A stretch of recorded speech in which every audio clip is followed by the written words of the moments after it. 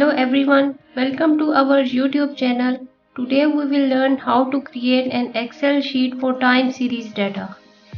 Before we jump into Excel, let's quickly understand what time series data is.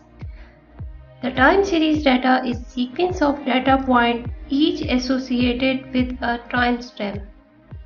This could be stock price, temperature readings, sales figure, or any data that change over time. Let's start our work with this Excel sheet. As you can see that in the first row of Excel sheet, we have labeled all our entities. Like to say that the first element is the year and the succeeding elements are our variables. We probably write the abbreviation for our dependent variable first after the year.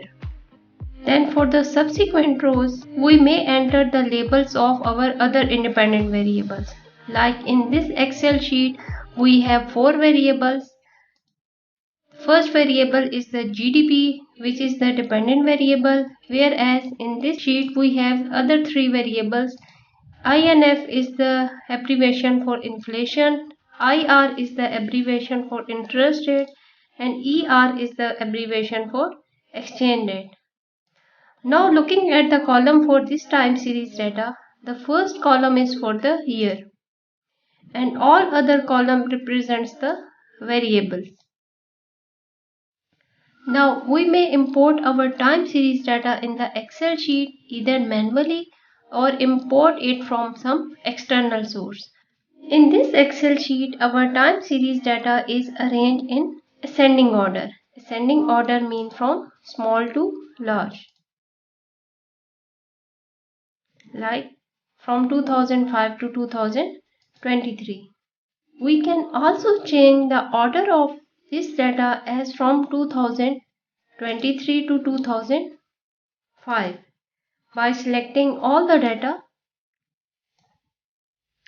along with the years and sorting this from Z to A, that is from largest to smallest.